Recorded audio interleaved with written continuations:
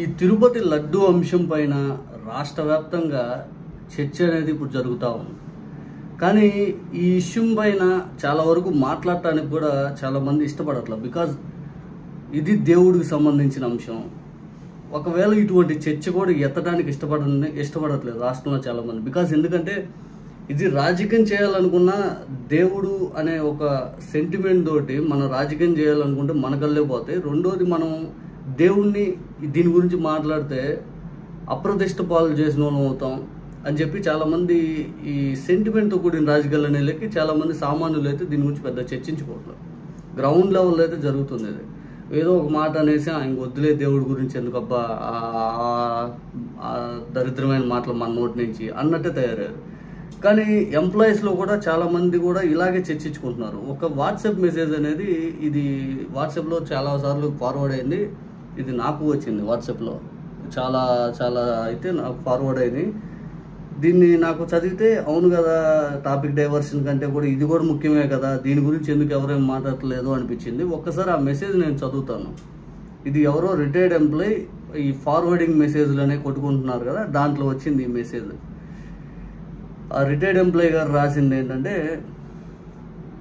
Shri YS Jaganmohan Reddy గారికి మాజీ ముఖ్యమంత్రి ఆంధ్రప్రదేశ్ అయ్యా చంద్రబాబు తిరుపతి లడ్డు చెత్త ఇష్యూని తీసుకొచ్చి అందరినీ ముఖ్యమైన విషయం జోలికి పోకుండా ట్రాప్లో వేసేశాడు. మీరు కూడా ఆ ట్రాప్లో పడిపోయినట్లు ఉంది.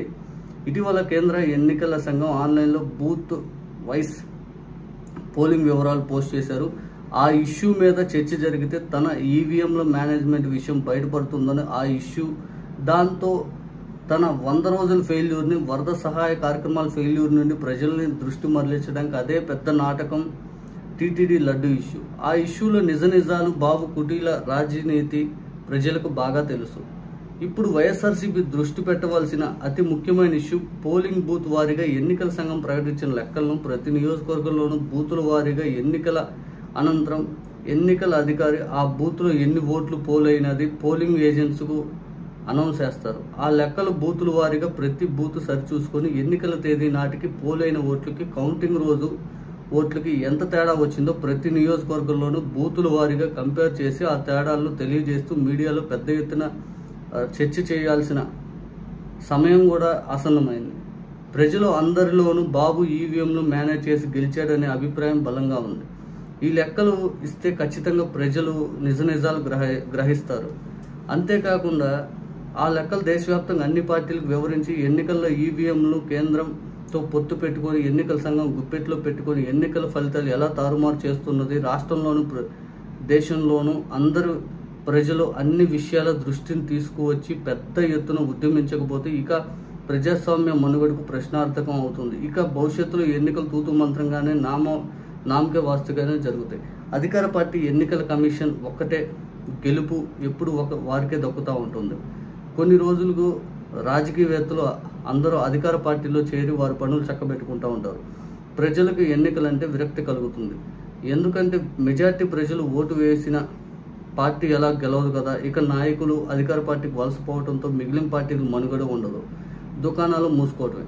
ఈ విపత్కర పరిస్థితుల నుండి బయటపడాలంటే ఈ విషయంలో మన రాష్ట్ర పరిస్థితి బూతుల వారీగా ఎన్నికల తేదీకి, కౌంటింగ్ నాటికి వచ్చిన ఓట్లు ఏదైతే తేడా విషయంపై విపరీతంగా చర్చ జరిగి ఆందోళన కూడా జరగాలి. ఇక నాకు ఇంకొక డౌట్ కూడా ఉంది. ఈవీఎంలు మేనేజ్ చేసి చిప్లో వైఎస్ఆర్సీపీ ఓట్లు కూటమి అభ్యర్థులు పడే విధంగా ప్రోగ్రామింగ్ చేసే అవకాశం ఏమైనా ఉందా? ఈ విషయమై కూడా నిపుణులు చర్చించి నిజాలను బయట పెట్టాలి. లేదంటే భవిష్యత్తులో ప్రజాస్వామ్య ఉనికికి చాలా చాలా ప్రమాదం. అన్ని విషయాలు పక్కన పెట్టి ఈ విషయంలో బూతులు గ్రామాల వారీగా ప్రతి నియోజకవర్గంలో సమీక్ష సమావేశాలు పెట్టి ఓటింగ్ తేడాలు పెద్ద ఎత్తున ప్రజల దృష్టికి, అన్ని పార్టీల దృష్టికి తీసుకొచ్చి ఆందోళనలు దేశవ్యాప్తంగా అన్ని స్థాయిల్లోనూ ప్రజాస్వామ్య పరిరక్షణకై చేయవలసిన అవసరం ఎంతైనా ఉంది. మరొక వైపు ఇలాంటి అవకతవకలు జరగకుండా అభివృద్ధి చెందిన దేశాలలో బ్యాలెట్ పేపర్స్ ఎన్నికలు జరుగుతున్నట్లే మన దేశంలో కూడా బ్యాలెట్ పేపర్ ద్వారా ఎన్నికలు నిర్వహించాలని ఉద్యమాలు నిర్వహించి నిష్పక్షపాతంగా ఎన్నికలు బీజం వేయాలి. అప్పుడే భారతదేశంలో ప్రజాస్వామ్యం మనుగడ సాధిస్తూ ఉంటుంది. ఆ దిశగా అడుగులు పడకపోతే పార్టీలు క్షేత్రస్థాయిలో ఎంత కష్టపడ్డా వృధా ప్రయాసే. అధికార నియంతృత్వానికి బలంగా పునాదులు పడి ప్రజాస్వామ్యం ప్రశ్నార్థకం అవుతుంది, మేల్కోండి. Retired employee, Kakinada. ఇది నేను చేసి రాలేదురా బాబు.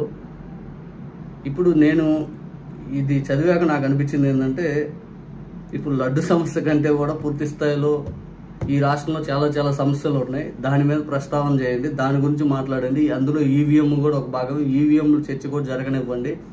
దాంతోపాటు ఇప్పుడు వరదలపైన చర్చ జరగాలి, చంద్రబాబు నాయుడు గారు ఇచ్చిన సూపర్ 6 హామీలపైన చర్చ జరగాలి.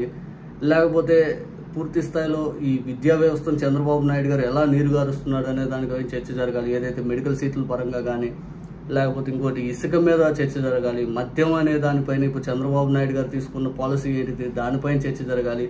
ఈ రాష్ట్రంలో ఈ 100 రోజుల ప్రభుత్వం పూర్తి స్థాయిలో ఏ రకంగా నడిచింది, ఏ రకంగా అనే దానిపైన చర్చ జరగాలి. కేవలం లడ్డు అనే కాన్సెప్ట్లోనే మనం తిప్పి పూర్తిగా ఆ భ్రమల్లోనే ఏం జరగలేదు, దాన్ని జరిగిందని చూపించి మనల్ని పూర్తిగా ఆ టైప్ ఆఫ్ డైవర్షన్లో చంద్రబాబు నాయుడు గారు తీసుకెళ్లారు. ఆ టైప్ ఆఫ్ డైవర్షన్లో మనం తీసుకెళ్ళినందుకు పూర్తి స్థాయిలో చంద్రబాబు నాయుడు గారు రాజకీయంగా తన సక్సెస్ అయ్యానని భావిస్తూ ఉన్నాడు. కానీ ప్రజాకోర్టులో ప్రజలందరూ పూర్తి స్థాయిలో కొంతమంది ఈ లడ్డు టాపిక్ కంటే కూడా పూర్తి స్థాయిలో ఇటువంటి టాపిక్స్ ఎక్కువ చర్చ జరుగుతూ ఉంది. భవిష్యత్తులో పూర్తి స్థాయిలో చంద్రబాబు నాయుడు గారు తగిన మూల్యం చెల్లించుకునే అవకాశం కూడా ఉంటుంది.